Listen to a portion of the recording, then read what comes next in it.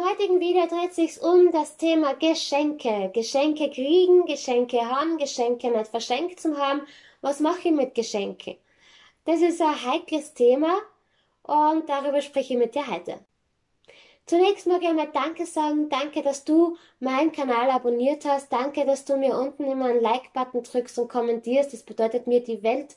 Um ganz ehrlich zu sein, was ist das schönste Feedback, was du mir geben kannst, indem du mir einfach sagst, was dir gefällt. Kannst du aus meinen Themen eine Anregung ziehen, kannst es für die umsetzen. Und da muss ich wirklich sagen, danke, danke, danke für das, dass du dir die Zeit nimmst, mir einen Kommentar, mir einen Daumen zu hinterlassen und vor allem, dass du meinen Kanal abonniert hast.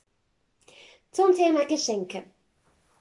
Geschenke annehmen ist eine Geschichte. Es ist ein bisschen einen Hintergrund hat es natürlich. Was das Gefühl habe ich dabei? Und das ist nämlich das allererste zu erkunden, welches Gefühl habe ich, wenn ich ein Geschenk bekomme.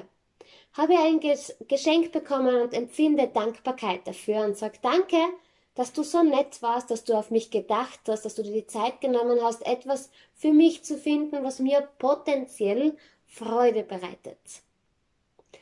Oder habe ich das Gefühl, oh, ein Geschenk. Gefällt mir nicht. Oh je, jetzt muss ich die restliche Zeit meines Lebens muss ich halten. Muss ich es jetzt aufhalten und verstauen und ich kann es nicht hergeben. Oder hast du das Gefühl, oh, Geschenk, super. Kann ich zwar nicht brauchen, aber ich werde schon Verwendung finden, aber es war ja ein Geschenk, also muss es mir ja gehalten, weil so macht man das ja mit Geschenken, oder? Welches Gefühl hast du? Schreib's unten in die Kommentare rein. Welches Gefühl hast du wirklich, wenn du ein Geschenk kriegst? Ob es dir gefällt oder vielleicht nicht so gefällt, ob es praktisch ist oder nicht so praktisch ist. Schreib's mir unten rein, ich bin gespannt, was du dazu sagst. Wie gehst du mit den Geschenken um, die du kriegst? Meine Variante ist vielleicht ein bisschen hardcore, wenn man so sagen kann, weil ich sage einfach klar, danke fürs Geschenk, aber es ist nicht meins, es passt nicht zu mir. Danke, dass du dir die Zeit genommen hast, darüber nachzudenken, was mir gefallen könnte. Mir wär's lieber, du bringst das zurück und nimmst das Geld und besorgst etwas für die. Ja, aber danke dafür, dass du dir die Zeit genommen hast, so im Großen und Ganzen. Es möge unhöflich erscheinen, ja, aber ganz ehrlich, ich gehe kein Geld verschwenden für etwas, was mir nicht gefällt. Deswegen sage ich danke, du hast die Rechnung, gib's zurück und kauf dir selber was Schönes damit. Somit ist das, glaube ich, ein Geschenk, was ich dann zurückgebe und sage, bevor derjenige Geld verschwendet für etwas, was mir sowieso nicht gefällt, gebe ich den lieber zurück. Nicht jedermanns Sache, ich weiß, das ist ein bisschen ein heikles Thema. Was man alternativ machen kann mit Geschenken, die man kriegt, die nicht gefallen. Und das ist legitim, es kann auch nicht alles gefallen. Es kann nicht jeder seinen Geschmack wissen, schon gar nicht, wenn man mit demjenigen gar nicht so viel zu tun hat, der weit entfernten Tante, oder man hat einen runden Geburtstag und man ladet ganz viele Leute ein und kriegt man einen Haufen Geschenke. Und am Ende denkt man sich, ja super, danke, ist war schön, dass du mir was geschenkt hast, aber über Blumen hätte ich mich vielleicht mehr gefreut oder über ein Erlebnisgeschenk, ja. Na gut, so, zurück zum Thema. Geschenke, die einem nicht gefallen. Man muss das Ganze erst einmal für sich selber klarstellen, was macht man mit Geschenken, die einem nicht gefallen. Meine Alternative ist immer eine Kategorie zu schaffen mit potenziellen Geschenken.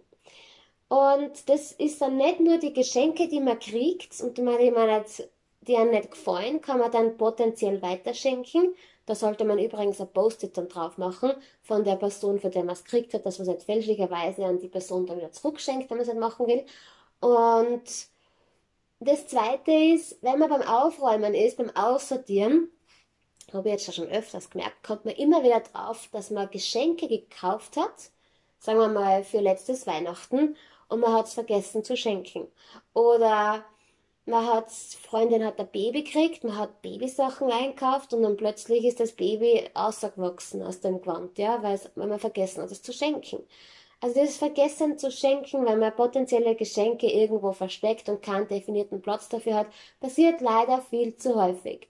Die Dinge, dass man die nicht so gerne wegschmeißt oder hergibt oder zum Spenden gibt, kann ich verstehen, weil der Kaufhintergrund, die Initiative, das überhaupt gekauft zu haben, eine ganz andere ist. Deswegen machen wir eine Kategorie mit potenziellen Geschenken und immer wenn was ansteht, kannst du dann erst einmal in deine Kategorie schauen, potenzielle Geschenke, habe ich eine Flasche Wein, ich trinke einen Rotwein, kriege eine Flasche Rotwein, kommst du dazu, schenke weiter. Oder irgendwelche Spiele oder irgendwelche, keine Ahnung, Schlüsselanhänger, was weiß ich. Ähm, alles, was man so kriegt und was einem nicht gefällt, tut man da rein und kann man dann potenziell weiterschenken. Und das ist eigentlich genau das, worauf ich hinaus will, dass man erst einmal sich hinterfragt, wie empfinde ich überhaupt Geschenke? Wie kann ich damit umgehen? Und muss ich Geschenke mein ganzes Leben lang halten? Also ich sage na, ganz ehrlich, muss ich nicht, weil in dem Moment, wo ich das Geschenk gekriegt habe, ist es in meinen Besitz übergegangen. Mit dem Geschenk ist kein Vertrag gekommen, wo drauf steht, ich schenke dir das jetzt von ganzem Herzen und du musst es dein ganzes Leben lang jetzt halten. Den Vertrag gibt's nicht. Also, du musst das nicht. Du musst das wirklich nicht. Deswegen überleg genau für die, was machst du mit den Geschenken? Richtest du dir eine Box ein oder ein Regalfach, je nachdem, wie viel bei dir zu Hause ist, mit potenziellen Geschenken und dann schenkst du es einfach weiter. Positiver Vorteil, du sparst dir Geld, weil du brauchst kein Geschenk mehr kaufen, du hast nämlich schon alles daheim. Nächster positiver Vorteil ist, wenn du vergisst auf einen Geburtstag oder auf irgendein Event, wo du gerne was schenken möchtest, dann hast du daheim einen ganzen Stock. Das heißt, du brauchst dann nur mehr da hingehen und sagen, was könnte für die Person passen? Nimmst das raus, hast vielleicht sogar noch Karten mit dabei, schreibst da Karten und sagst so, da habe ich ein Geschenk. Also, so einfach geht's.